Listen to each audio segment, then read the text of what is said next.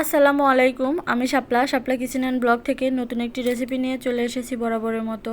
আশা করছি আজকের রেসিপিটি ভালো লাগবে আপনাদের। ভালো লাগলে প্লিজ ভিডিওতে একটা লাইক দিয়ে ভিডিওটি দেখা কন্টিনিউ করবেন।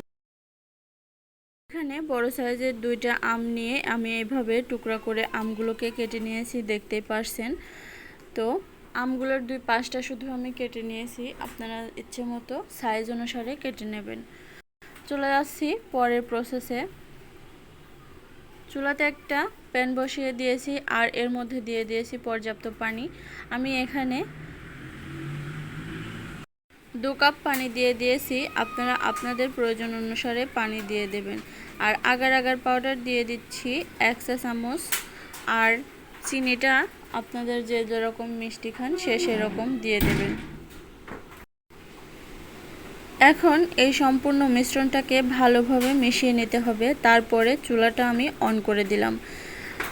যতক্ষণ না পর্যন্ত এটা ভালোভাবে মিশবে ততক্ষণ কিন্তু চুলা অন করা যাবে না। এটাকে আগে ঠান্ডা অবস্থায় মিশিয়ে নিতে হবে, তারপর চুলাটা অন করে এভাবে কিছুক্ষণ রান্না করতে হবে। সম্পূর্ণ বলক ওঠার পরে 2 মিনিট এটাকে রান্না করলেই এটা সম্পূর্ণ হয়ে যাবে। বেশি জ্বালানোর প্রয়োজন নেই, যেহেতু এটাতে আগার আগার পাউডার দেয়া, সেহেতু এটা খুব সহজেই ঠান্ডা হওয়ার সাথে সাথেই জমে যাবে।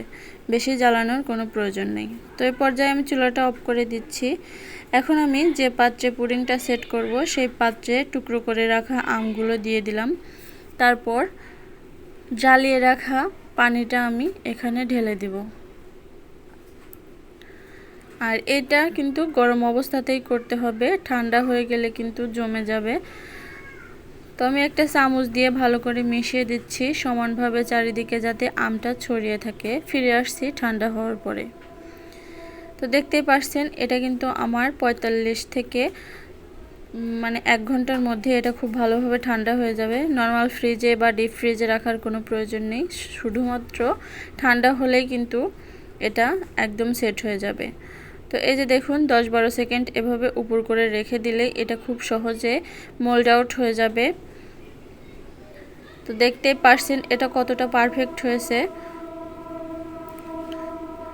আপনাদের দেখানোর সুবিধার্থে আমি এটাকে একটু কেটে দেখিয়ে দিচ্ছি। আশা করছি আমার এই আজকের রেসিপিটা আপনাদের ভালো লেগেছে।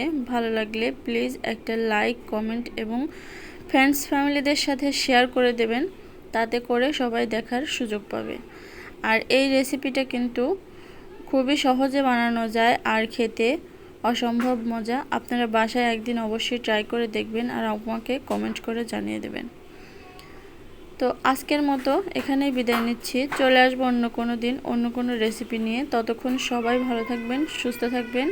সবাইকে আল্লাহ হাফেজ।